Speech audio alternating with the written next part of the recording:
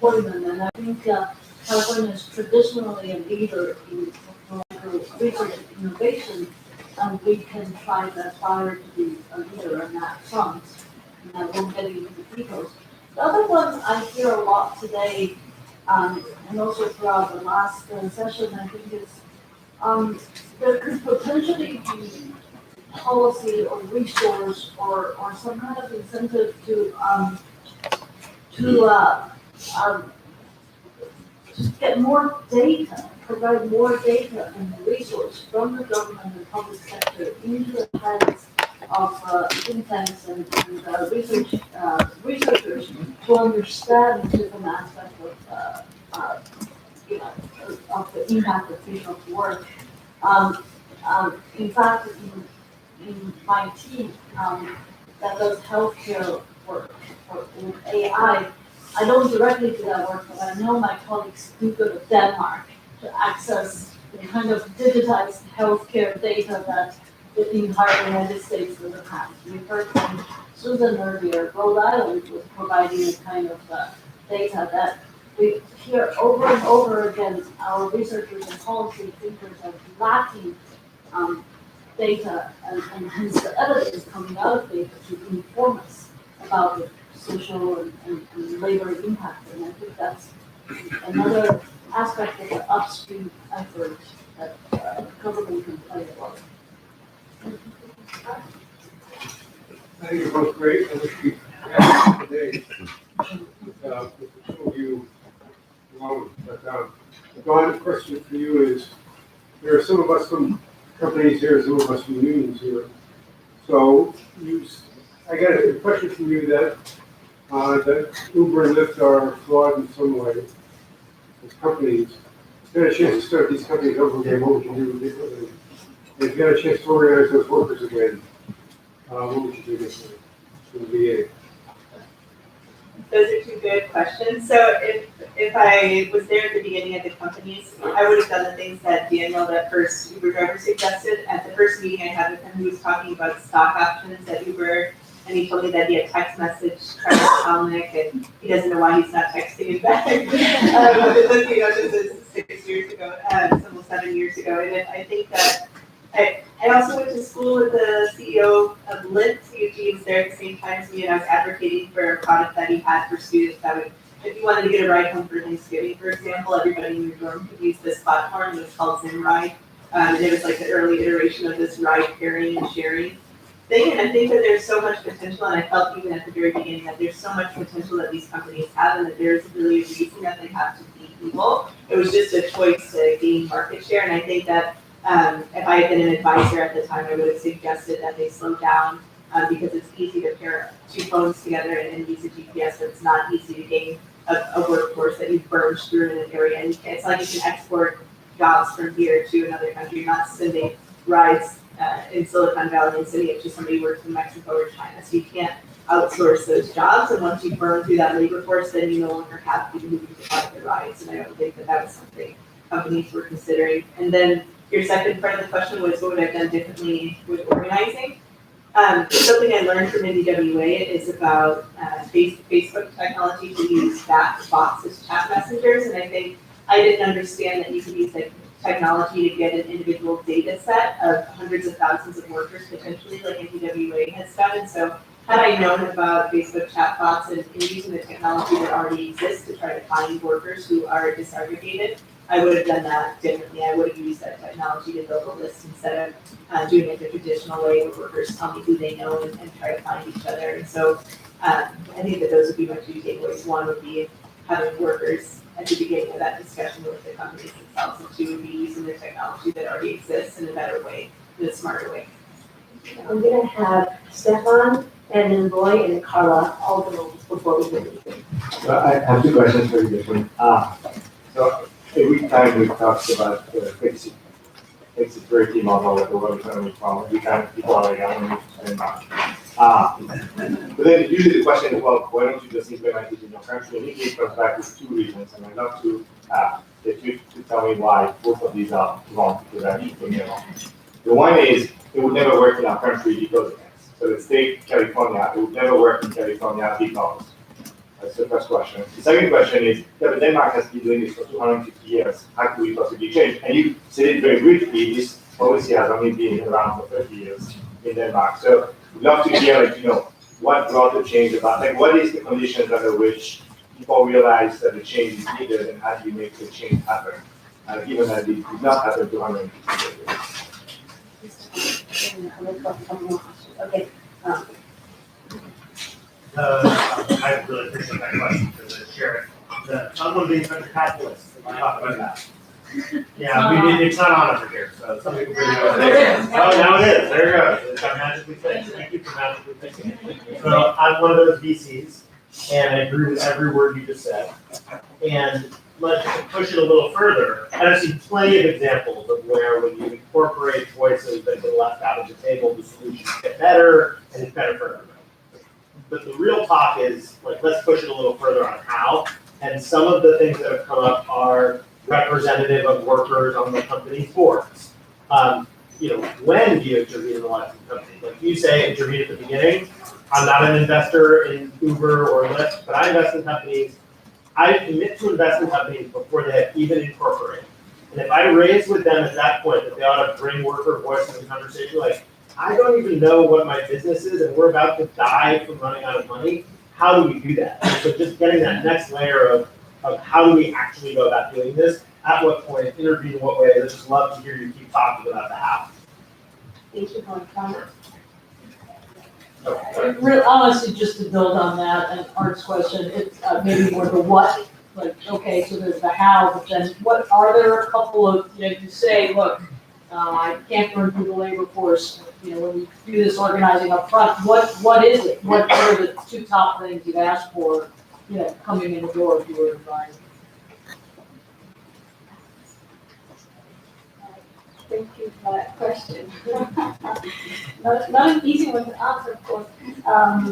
And actually, I hate to say, but actually, the first two collective agreements that were made were actually 1899. Yeah, well, we're here too, right? It's a great team alone. Yeah, it's something that has grown since the Second World War and in the 60s when it took off.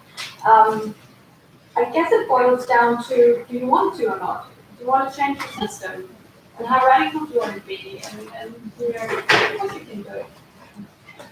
You decide to do it. Your policymakers, your decision makers, you have all the resources you need, and you have incredibly smart people. So if you decide that this is actually the right way to go and it makes sense for society at large, and I guess that's what we've decided in Denmark, that it makes collective sense. It's a social compact. It makes sense for employers to have well-educated, confident workforce that are healthy, that are productive, and it makes sense for workers to have businesses that thrive. But I'll put it to you. Do you feel like, Stefan's second question, are there conditions that you see in Danish society that have given you the opportunity to boost and move us forward at different moments? Well, that's a good question. That's a very good question. I'm not sure that there have been conditions that are so much different than outside. And I would say, many places in Europe, systems, are not that different. So I guess we're not the only example. But again, I think it's a collective decision, and sometimes there's some good practice, it's how to act. Okay, so I will pretend like we have all the solutions, but I think if a company is asking you for money, and you say, I'm not gonna give you this money that you need to keep your business going for 2 more months unless you can enshrine these 2 or 3 basic principles, like workers have a say, workers have a right to be represented, workers should have dignity, then I think that if you're offering them $1 million in exchange for that most companies will take it, especially at that stage. And this is like, the power balance shifts when the companies have all the power, when their valuation is $80 billion, you no longer need to take into account what you think as an VC, they've already delivered on what they were going to deliver. And so when you have the opportunity to talk to companies who haven't even incorporated and are just trying to make it to a few months, asking for some basic protections, which in other countries, like in Scandinavia, would be taken for granted. Those are the sorts of things that you can include in that discussion. And so the second part of the question was, how do we actually intervene in ways that we haven't done before? And I think a lot of companies will aggregate workers and push back standards online and push a job into an app and say that that's innovation. And if you're exploiting people just because it's in the iPhone store does not make it not exploitation. And so I think that we don't have to be so quick to call a company innovative because they're doing something that isn't actually new, but now it's on your phone. And I really feel like that it's kind of funny, but it's also, for those of you in this room, the commissioners, you guys are in positions of leadership to be able to say those things and do those things, especially VCs. There's nothing inherently wrong with investing money in companies, but if you have a cap table and it has some conditions and none of them are about workers, it makes it an afterthought. It makes it acceptable to take the money and then worry about it later. And I can understand if you're generating an application or trying to get money for a company that doesn't include workers somehow. But I think if the fundamental service that you're providing is a marketplace platform like Care.com or Handy or TaskRabbit or a platform for delivery, something like Uber or Lyft, that essentially what you're selling is a connection between workers and those who are looking for work and hires, so customers and workers. And there's a huge focus on the customer and user experience, but there isn't a consideration on the workers as also those who need to be considered in the user experience and ultimately the most important customers because they're providing all of the service on your platform. So when you're talking about UX or you're thinking about these things critically in California, it's really important to consider that the customer is not the only user. Thank you. So, just a couple other comments. We have Mary Kay and Dave. I just wondered, given you both of your experience, what disruptions coming up do you think we should be considering? And I was specifically interested in how Norway is dealing with the immigration and refugee crisis and how all of the supports adapt and climate change on future work and if that's part of the disruption. I'll just do the Scandinavian piece to you, but there was just an article, I think it was published today, but on Friday, Uber's launching another platform called Uber Work, and the idea is basically that they're gonna work with temp agencies, so if you're having an event and you need a catering service, or you need a cleaner at house, or you need somebody to work in your warehouse, that they can just find a shift on this application, and so we no longer have a unionized warehouse worker with benefits and a contract. Instead, you're gonna drive a forklift from 2 to 8 at one warehouse and then go to the next warehouse at Amazon and then go to the third warehouse, and that's how you keep living. So I think that there's so much opportunity because we're still kind of at the beginning of seeing how these shifts are going to affect us. So there's a huge opportunity for investors, for policymakers, and for labor groups to think about what they want their role to be and what they're going to assert as their rights at the outset, as opposed to struggling to pull those things back at the end. Thank you. Extremely good question. In calling disruptions, I think Europe as such has experienced, quite a disruption, on specifically with regard to immigration.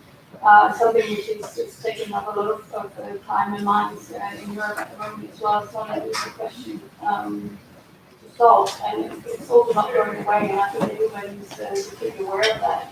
A lot of discussions ongoing in Europe. So Denmark's side and from Scandinavia such is also taking up a lot of discussion. We have tightened immigration rules somewhat recently, but are in discussion with European colleagues on how we do this. On the climate change, we're growing all green as well as in California. We're sharing much the same ambitions as you to carbon neutral, actually reducing emissions by 70% by 2050. So we're in a race against time as well. Another reason for us to come to California and become support great. But we are fairly green as it is, renewables is a very big part of our energy mix. And we're gonna have a lot of industry innovation in that area as well. So that's pretty high on I think we're going to have to end because we do need time for public comment. So I just we do have Betty on the list. Are we, okay, Betty, go ahead.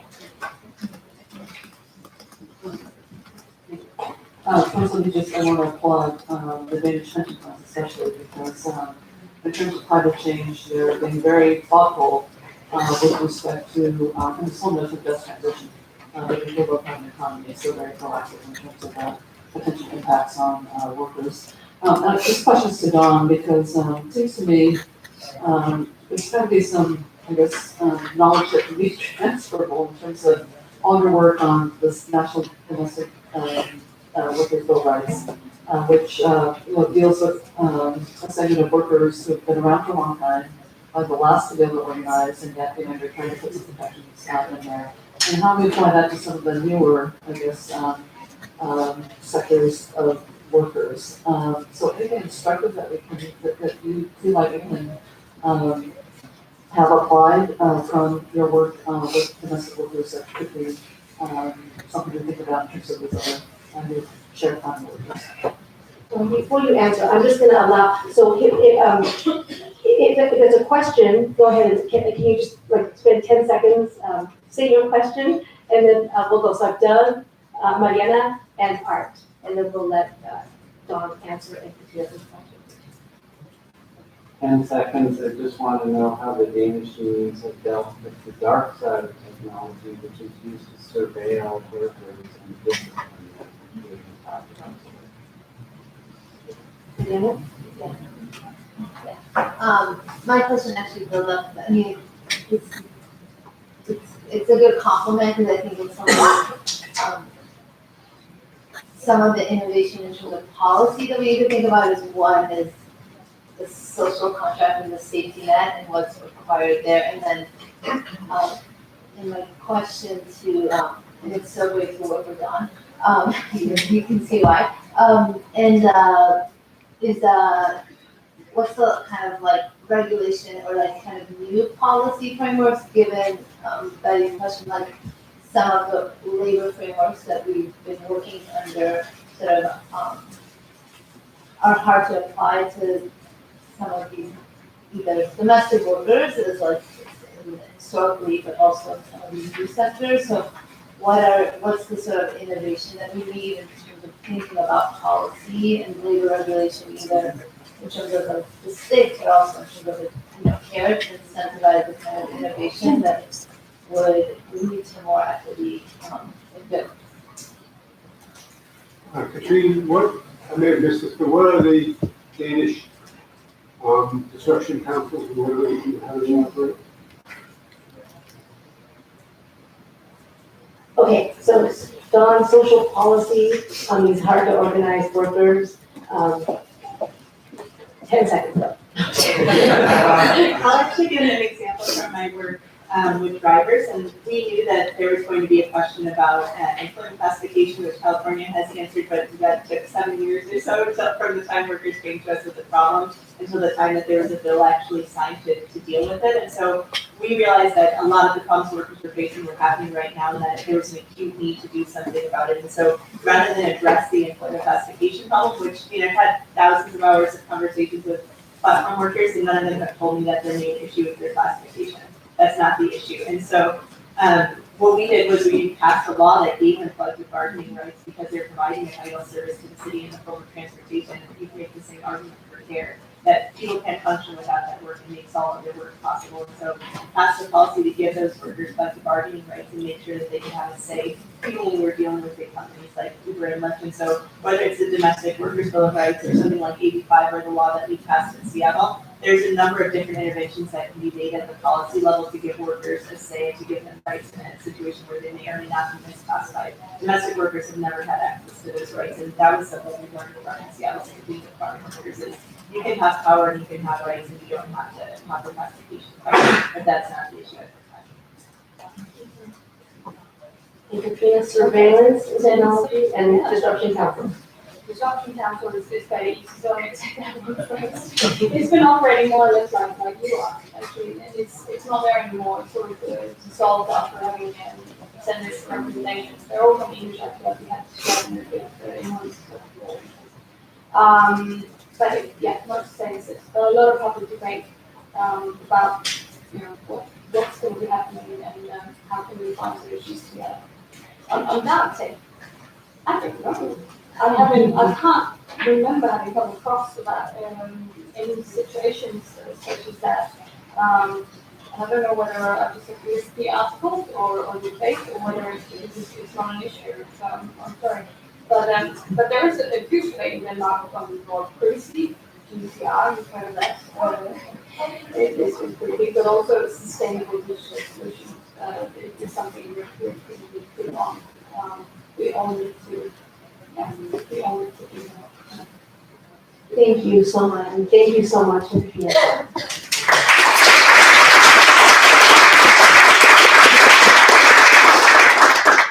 Okay, I'm gonna do 5 quick process points before the co-chairs get feedback and get public comment.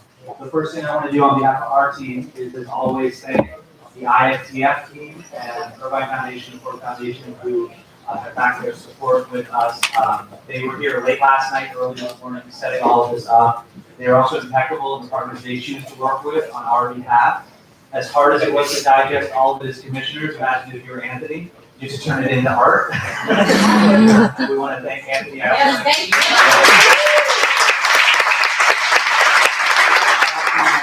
Call out the Town Kitchen, who provided lunch, is a company with a mission for fair wage work, and they also do training programs for the youth. And so that's an important part given the conversation today. The second point, I want you all to hear something that Anne Marie told Anmol and I when we were prepping her for today, which is that if she was earlier in her career, she would have moved to California, because this is where all the interesting stuff is happening. And I think that we felt that today. The systemic issues you all are addressing, the hard conversations you're having, you marry that with our scale, and the conversation that happened in this room, in this state on this day, was easily one of the most important conversations that happened in this country. And so as you think about the future of work, you really are contemplating the future of the state and the future of America.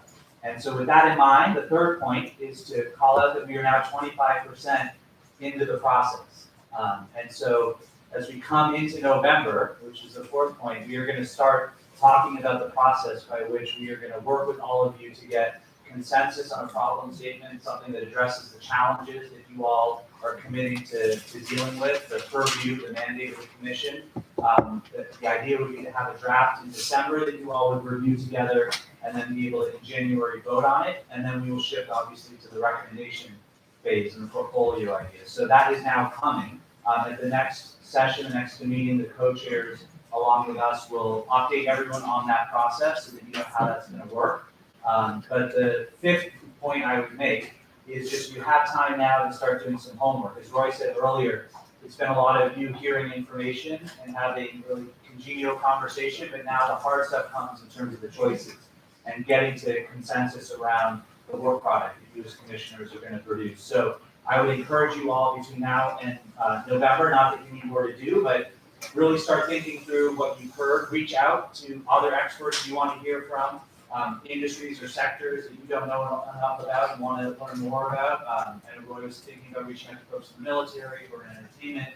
We encourage you to do those kind of individual meetings and then to bring back that feedback to the public sessions. We anticipate in future convenings giving time for commissioners to report in to the broader group and to the public what you're hearing.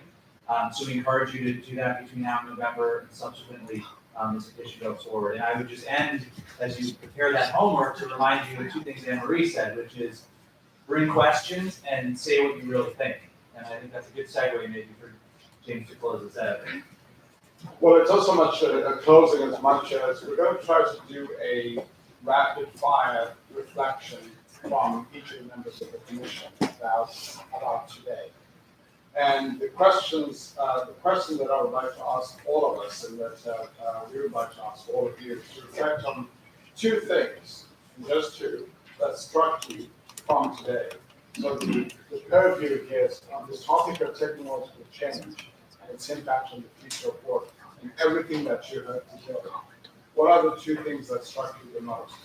And maybe to give this is at least a moment to reflect, I'll go first and also try and do this efficiently so we can model the kind of the efficiency with which we can try to do this.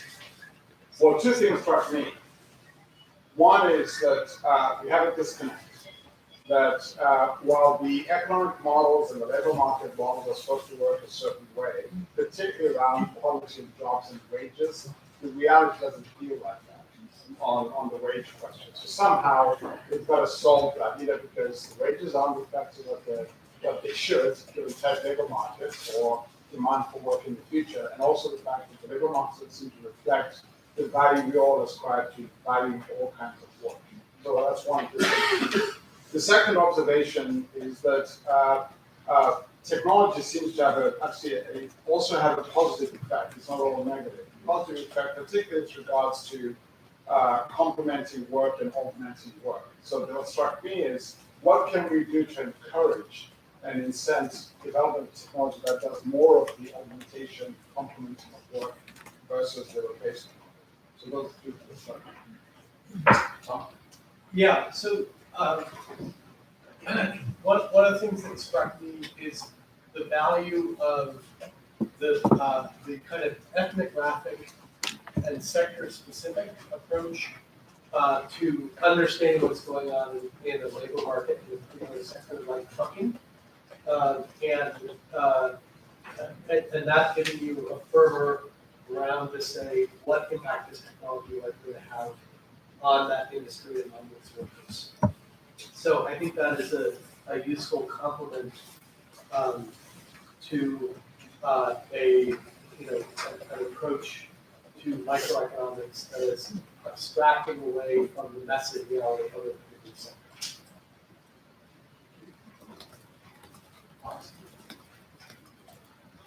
James, the issue that you raised about wages, I've been struggling with myself about how do we come up with recommendations in terms of the questions of the value of jobs and the wages, and I think that's a great challenge that we're going to make a difference in California. And the second thing is the discussion we just had with Dawn about Uber and how do we use those two as an example of how do we try to get better working conditions and wages for those workers? How do we get how do we sort of level out the wealth of the companies for the exploitation of the workforce?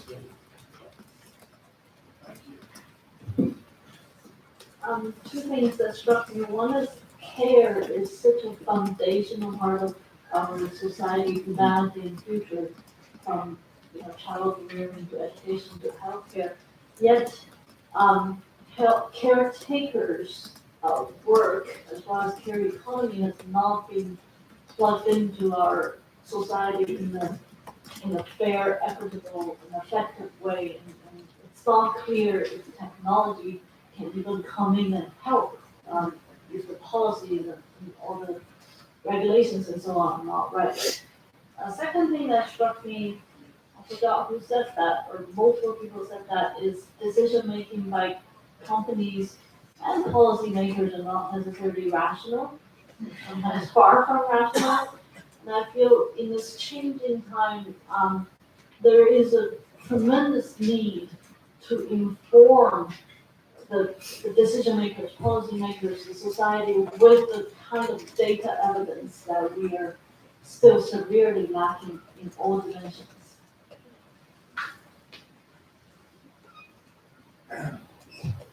It's been a very interesting day in a number of different ways. It's been a challenging day for me, I would say. The first hearing a month ago, I came away feeling really refreshed and the experience that in two respects, both in terms of the framework and the narrative. I think Roy in that first meeting raised the issue of developing a narrative to think about how we can come to these issues. I feel like a narrative began to emerge after those first 2 days. Today, in particular this morning, I think a different narrative was presented, and it was a challenge to me to be candid. And I think there's still a lot of work we have to do to resolve these competing viewpoints and structuring frameworks. And so our work is still ahead of us on that. But I think it's good to have it out in the open so that we can identify those tensions. And and relatedly, a different set of facts. I think, the information that we're basing our recommendations and our judgments upon were different today, particularly this morning. They, again, who are on the workforce? What are the structures of work? And do we think about jobs still, or is it a question of work? I'm still very much in the belief that it is jobs and it is firms, but clearly there's some different viewpoints on that. So we've got to resolve these tensions. So I think those are the two pieces that I would call out. So I really like Anne-Marie's point about human-centered design, especially given where we are right now. And to me, I see that the two things that are at the center of this. One is geography within California, right? The Jet examples of we don't have a unified state here. We have lots and lots of different labor markets, and each of them has, their own sets of challenges. I would say something he hasn't said, but which is equally true, is within cities, right? I mean, income inequality within San Francisco is going to the roof. So I think the challenge of place, which includes questions around mobility, transportation, affordable housing, do we move the work to where people are? Do we move the people where the work are? But like, what are the sets of policies and incentives we can put into place to have a less unequal future for our state? The second one, which to me is, the whole topic of what is the nature of the firm, what is the nature of work/jobs. It seems to me like at the end of the day, it's a question of shifting of responsibilities and risk and rewards between different stakeholders in a complex value chain. And of course, at the end of the value chain is a human being. And it seems to me that all of these costs that are rising faster than incomes for people, and that includes the entire care economy, that includes healthcare in particular, and that includes education, are highly problematic the way they're designed today. So either the concept of the job needs to be further bundled than it is today, with much higher bars for the safety net, if you will, or we need to go towards something that is much more unbundled, which is essentially the flexicurity model, where irrespective of whether you work for a subcontractor or a subcontractor or you're independent, you still have the same level of protection as if you were an amazing Google employee. And that to me seems to be like the big two topics that keep coming up. But it is overwhelming. I would agree with you that for another 10,000 days we should be talking about it. So I kept reflecting back to our first meeting on the panel of workers from the firm. And I think that if anything was affirmed today, it was really this notion that what we do is worker-centered. That it's informed by workers, that particularly around the issue of technology, that it is informed by workers around technology development and deployment. So that would be one piece. And then I think and some of the indirect policies, I guess, related to technology, which really then speaks to some of the current laws and I guess labor regulations that we have in place now. I think was raised in terms of are we doing enough, with respect to what's on place now relative to enforcement. And so again, I'm not trying to reinvent the wheel, but we've got so much that's in place now. Are we really resourcing that enough to be sure that we're not inadvertently facilitating the dislocation of displacement?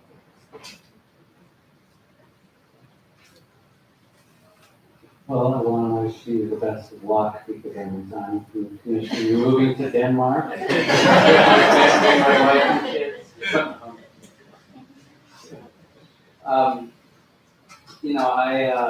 I was not at the first meeting, but I very carefully read the summary.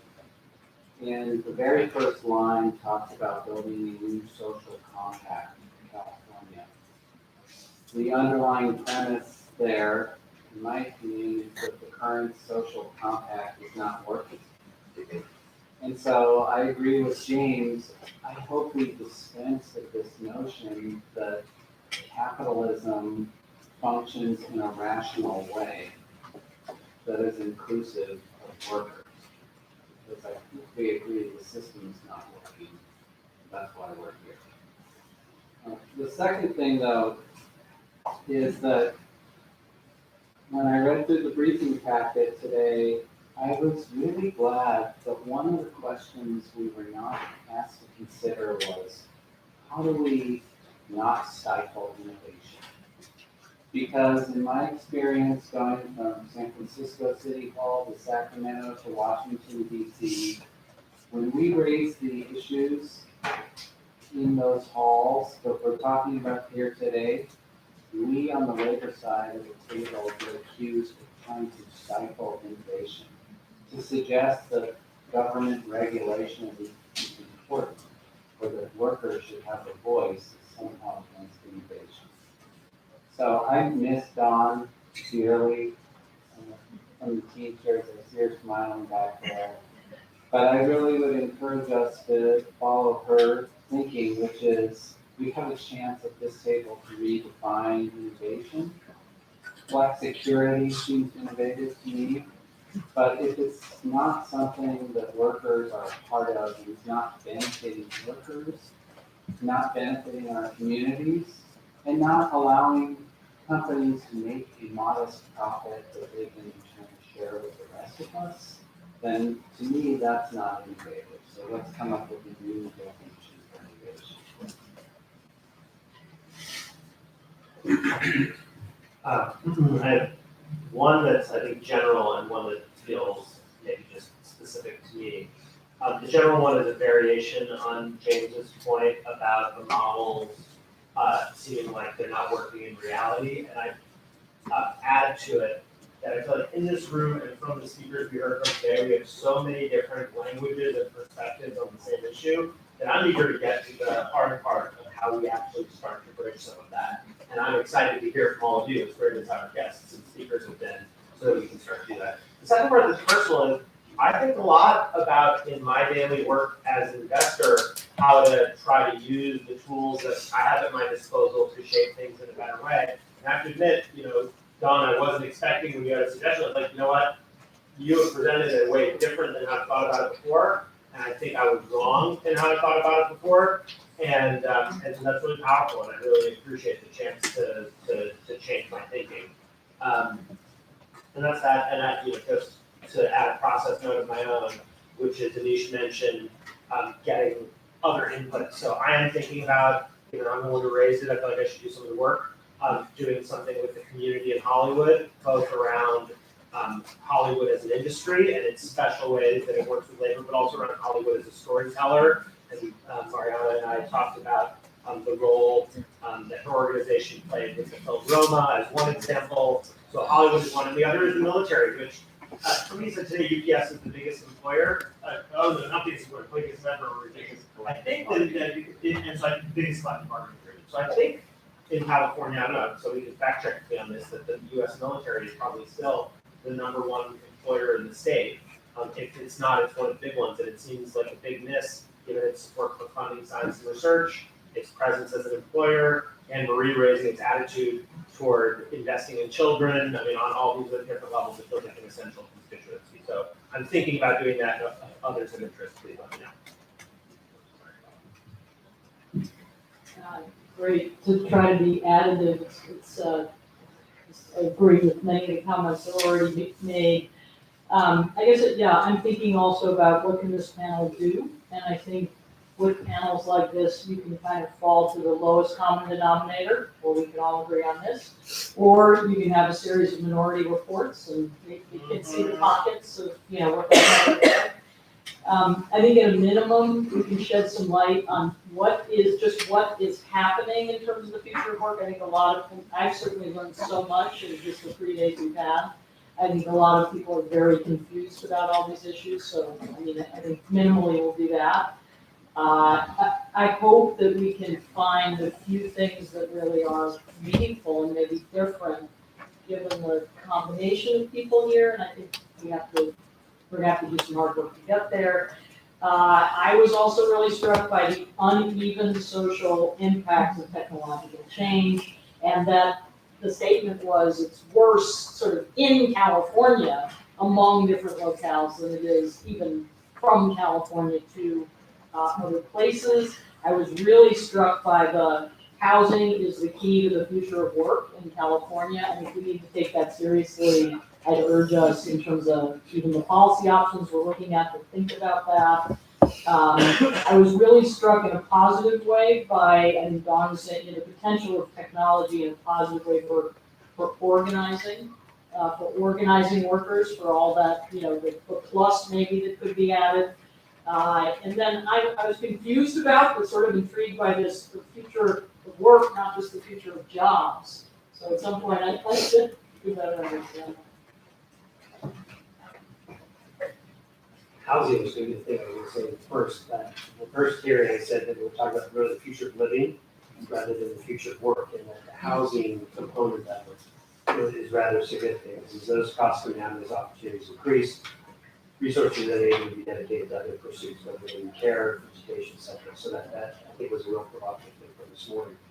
And the other is that this notion I think I raised it the first time here, the velocity of change that we're looking at going forward has nothing to do with the velocity of change from the past. And I think there's a real disconnect from this day forward, tomorrow forward, and last week forward. And we're trying to maybe translate two different languages into the same. And we're in the Silicon Valley right now. Velocity is something that's incomprehensible. We're trying, but it's incomprehensible. And we have to, I guess, to the best of our ability, manage that change, whether it be technological or otherwise, social. The word is vast, time warp of activity, and it's almost like an 8-second ride in the rodeo. I mean, it's fast and furious, so maybe getting our minds wrapped around that will be much more helpful for the group. And quite frankly, I took this more, this was my sponge opportunity. I took a lot of it in today. A lot of thought-provoking presentations in the lab. So for me, I got the most out of this, but I would tell my fellow commissioners, I'm gonna get more out of this commission, I think, at least at this stage, than I'm gonna be able to contribute it just because of the totality of it all. So I'm looking at this as a great opportunity for me within my sector to really bring about some change. So I'm gonna rely upon the collective nature of the state to help me do something.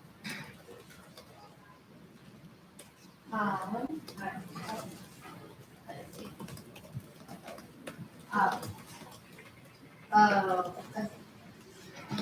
I guess I'll echo a little bit about what was already been said, and I think I said this would happen at the end of the first hearing in some ways. I do think that although today there was sort of different language and different perspectives, in a way, it did come back to me around in some when we've been talking like centering workers, and in some ways this conversation has been more about the sort of future of workers and just future of work. And partly thinking about the status quo, and what's clear is that the market is not a solution. And then in some ways we have to think about what interventions need to be placed, either sort of policy, but also specifically around how does worker voice and representation and power actually lead to, better wages, better jobs, better work. Because the market alone will not do that. Similarly, tech alone will not do that. But I think there is a way where if you think about with design, and if you think about design from the beginning, with workers holding the design or centered around the design or even owning the tech, I think that the innovation and what it is optimized for will be different. And then one thing that struck me is that in all of these future kind of forecasting that climate change didn't come up as a key. There was demographics, there was sort of automation and technology, but it wasn't climate, and that's just interesting thinking about how that's a driver in the economy and in technology, as well as thinking about how geographies will change and demographics will change. Thank you, Mariana. I just want to not answer your question, James, actually, but try and take what I've heard from you and the commissioners and connect it back to what Anish laid out, which is, I think we're hoping at the next meeting to present a way to deal with the tensions and dilemmas that I think John named and that other people spoke to from different perspectives. Like, my little one was, I leaned over to James at one point and said, do you think that this is about the system problem, or are they speaking to a symptom of a root cause that's not being revealed. And I think you said back to me, both, Yes. depending on, right? Well, You wanna just, I just think what he said back to me was interesting and speaks to what people just said. So the brief version was, I said, I think we have a big systems problem, because if we're looking at each of these things as singular questions, what happens to automation, or what happens to job growth, what happens to housing, what happens to transportation, I think we have a systems problem. And I think we're gonna have to kind of grapple with how do we solve for the system, Yeah. as opposed to these singular questions. Yeah, thank you. So I think that's kind of what I was hearing people respond to after today. And that's why I'm excited about this notion of creating a portfolio. But I don't know if Roy's version of a portfolio is the same as what I have in my mind. I don't know what my version is. I'm not a venture capitalist, so I'm gonna guess that the way you think about it is different than I do. But it would be a way for us as a commission to create a container that takes these aha moments and says, let's make sure we come back to that and organize a way to think about either recommendations or, that's what we're trying to get to, and at least create a container for the thinking sometime before the end of the year. We don't know if it's at the next meeting or not, so that's one. Two is that there are these various flashes of light, and I heard from Julie Sue in a conversation with James when she was briefing us about day 2 of the last session, about this idea of the Treaty of California. And again, because of history and being a child of Detroit, I know of what the Treaty of Detroit was, which was a pre-policy intervention based on workers deciding enough is enough and sitting down, and the government not sending in the National Guard to suppress the strike that forced GM and Ford, this is my version of the treaty, I'm sure other people have other versions, and created the sort of bargain that was struck with the initial auto workers, great. And so it made me, I do think that we should, this focus we have on policy intervention and the role of government, I just want to challenge a little bit, which I think, again, the portfolio would allow, because of who California is in the world. I think it could be incredibly exciting if what emerged out of here was a tripartite agreement in a sector of the economy or in a geography in the state that was catalytic to creating the future we seek for the entire state. And so that's what today's conversation made me think about when I thought about Denmark and the care work, and like, what is it that the portfolio would be the container for, and what do our imaginations and our commitment that Lance talked about? I'm willing to learn. You represent a very important part of the tripartite agreement about how could we be creative. And then the final thought I just wanted to share is, I shared earlier with James, I was in Paris in between these 2 meetings. I get in a cab, the Parisian driver, who's a Syrian refugee, is now a citizen in France, says to me, are you from America? Because he can hear my accent. I said, yes, I am.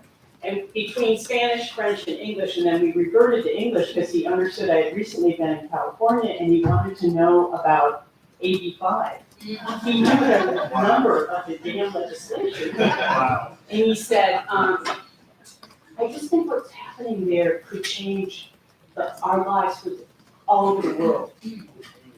It just kind of upped the ante for me about what I think you No said. pressure. Initially, the significance of, for workers around the world, it's a huge shift that they understand emanates from the state, but they also understand the state is trying to, it just to your point, Betty, about workers being at the center and how do we make it happen in terms of the standards that intervene on the model that we know doesn't work is just what has come to my mind and is located on the path forward. And we do want to figure out as commissioners how the next conversation is about wrestling. I think some of the tensions won't be resolved. Some of the tensions are things that we're going to manage as dilemmas. But I do think I want to challenge us to think about where we are as a society, the desired future state, and what would be a catalytic set of decisions that would create the sea change? Without trying to create the sea change as the first thing up, is kind of where, I think, if I'm not, that's kind of what I imagined you laying out for us, Anish, as a commission. And I just wanted you all to know that your feedback on the second day, and then James and I and Julie consulting with Lenny and Lonnie and everybody else, it has helped us think about how to adjust the schedule and milk our minds to create a way to then get more inputs that would allow us to get to the April interim report and then wherever we are in December 20. So thank you all very much for putting your elbows on the table and saying your points, because I think the sharper we get with each other, the better the outcome. Thank you. And So, I think we'll hand back to the public comments. okay, so we're gonna go into our public comment period, and one reminder about public comment is that these are our comments that the commissioners will be listening to. There will be no response, but we are jotting them all down, and we are thinking about how we fold the comments into future commission meetings. As you all know, at the last meeting, we had a session on worker voice. We did not have that here, but we actually have several workers who are here to address us. So I'm very excited about that. And the first public comment is going to be Carlos Ramos. Is Carlos here? Yeah. Yes. And we're going to give 2 minutes for each person to make public comment. And I'm listening. Mike.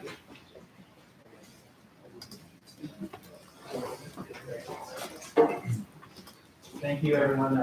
I heard some great things come out today, and I'm feeling very happy to go in that direction. Excuse me, can we just have him sit at the table? And, yeah. Thank you, Carlos. And if you press the little face with the. Good evening, commissioners. My name is Carlos Ramos. I've been a Lyft driver for the past 3 years, and for the past year, I've been a driver organizer with Gig Workers Rising. In the last 3 years, I've seen firsthand the benefits that technology can bring to the workforce. I've experienced a better work and a home life balance, and I can contribute that directly to new technology. But in the last 3 years, I've also seen the very destructive nature technology can bring if left unchecked and unregulated. I've experienced working a 70-hour work week while still sleeping in my car. We need to safeguard against technologies that benefit a few while exploit many. I'm part of a workforce that is no longer made up of workers that have ambitions and dreams and families.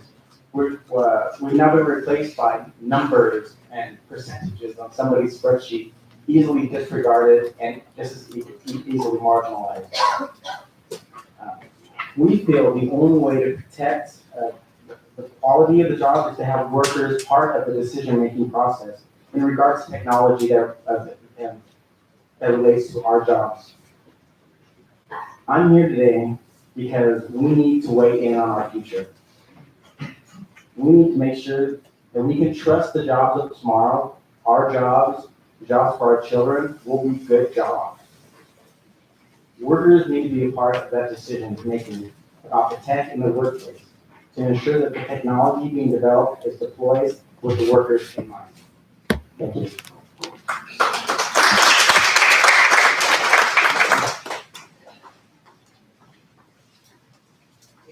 Our next speaker is Tomas Rangel.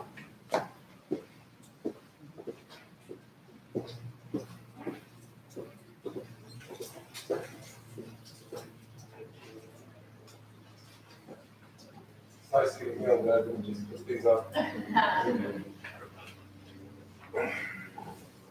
First of all, I just want to say thank you to everybody for being here. Appreciate your guys' time.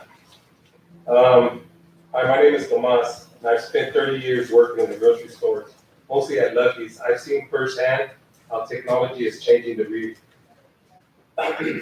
really industry. It feels like new ideas have been rolled out in stores without decision makers actually having any knowledge of the job at all. As someone who has worked on the floor, sees what customers really like, I think having good ideas are great. But how can someone who works in an office hundreds of miles away, does not know what it's like on the floor day to day, make the best decision about what our customers want?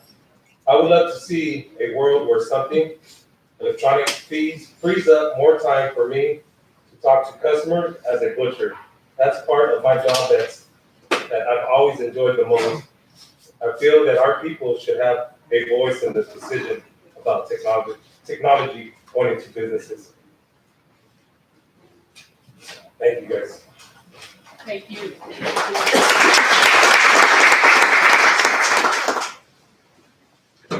Our next speaker is Daniel Casanova.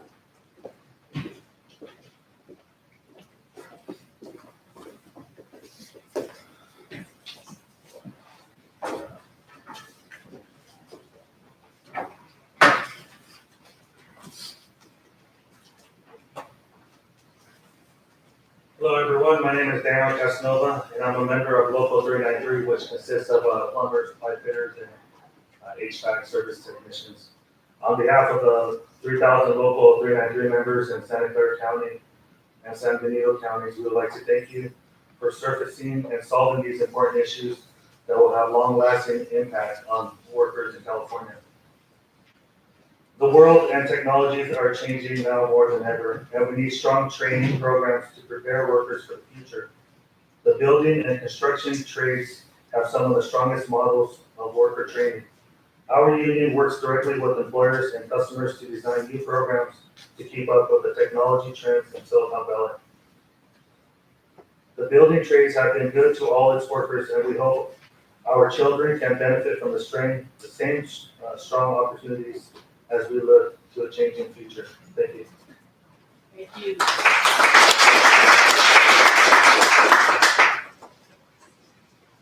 Is Alex Betts here?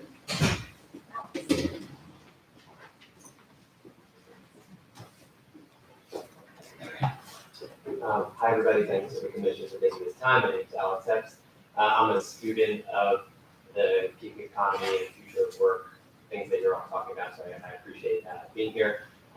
We've talked a lot today about the future of work changing tasks, and that may change what jobs look like, and that increases the proliferation of gig work, 1099, low-wage W-2 work.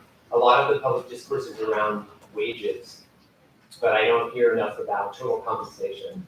That is to say, the benefits, both explicit like health insurance, hidden like fees for filing taxes as an independent worker, professional development and otherwise, that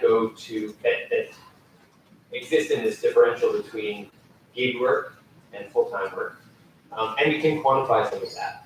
Bureau of Labor Statistics shows that for service industry, for minimum wage workers, there's 22% paid on top of that minimum wage that goes to benefits on average. And when we talk about gig work in the public discourse, we're not often taking that into account. So I would love to see that brought into the discussion so that we can understand publicly when we say gig work offers flexibility. Let's do our work to quantify the cost of that flexibility and bring it into the conversation. Thanks everyone for your time. Thank you.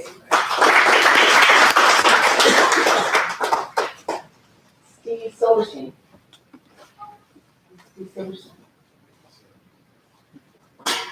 Okay, what about Rico Tsuji? Okay, that is the end of public comment. With that, we say thank you to all of you again for your leadership, for agreeing to be a part of this with us. I believe our next meeting is in Riverside on the 14th of November.